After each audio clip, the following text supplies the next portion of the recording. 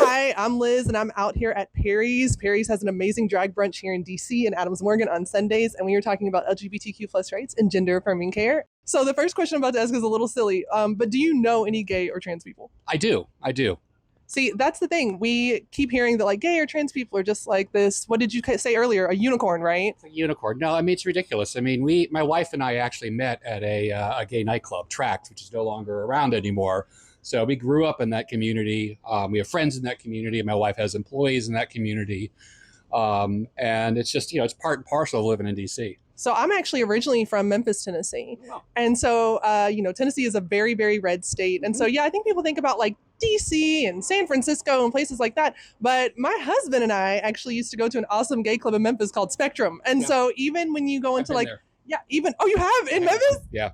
How did you like it? Wonderful. Wonderful. I took off my suit because I was working on a business job. I got a little barbecue first, and then I went out, didn't tell anybody on my team because there were a bunch of conservative dweebs. Had the best time ever.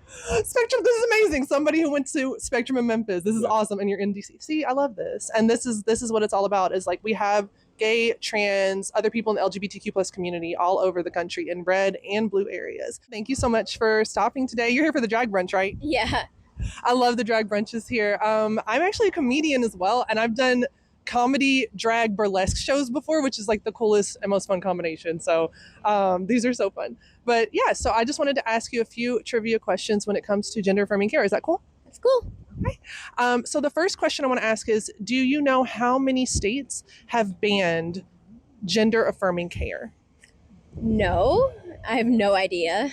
So it seems that about 23 states have active bans or limitations on gender affirming care, and we see more and more laws trying to be passed every day to deny people gender affirming care. Do you have any thoughts about that? Well, I think it's BS, it's my language, but it's just people like putting these laws in place, and if you don't like trans people, don't be a trans person yourself. That's just if you don't like gay people, don't marry a gay person.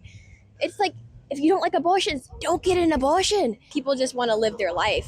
They're not going to take your men from you or whatever. People have this crazy idea that something's being taken away from them, but they just want to get to the point that you already are. I love that. I always hear the phrase that, equality is not pie. If I get a piece, it's not that you don't get a piece. There's enough for everybody to go around. Do you know how many states allow you to change your gender on your driver's license? No, I really don't. So it's a complicated answer. It's about 43 states in the District of Columbia, and it's all like various requirements. So like DC, for example, has a really straightforward, easy form. You don't need to show like proof from a medical professional or anything like that. A lot of states do require proof. Some states require proof of surgery.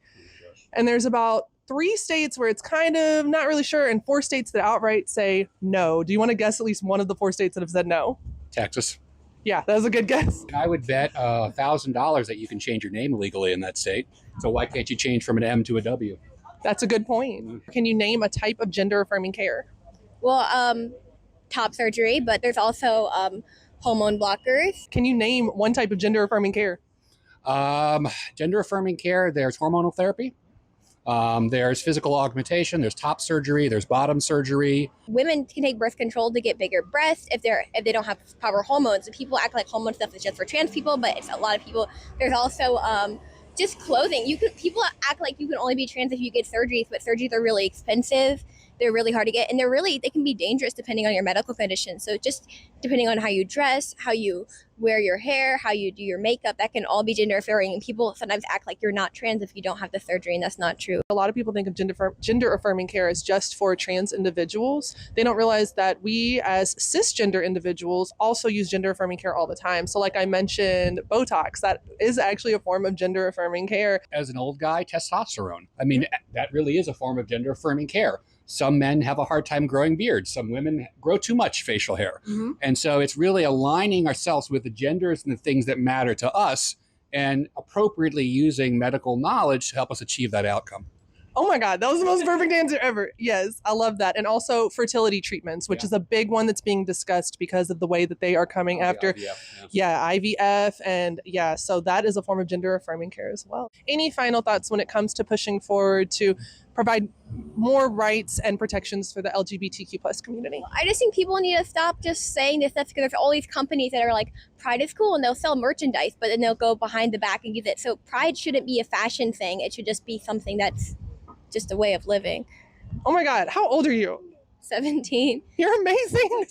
Any last words or thoughts when it comes to trans rights and rights for the LGBTQ plus community? I come back to it and I think about the Black Lives Matter movement. And, there's a part of society that says every life matters, and it does, and it should. But I think we're at a point where we have to tease out the people with the greatest opportunities for improvement, the people who are the most diminished by our laws, by our societies. And we got to take a stand. And every life does matter, but some lives need a lot more help to get to the same place that an old white man like me enjoys today.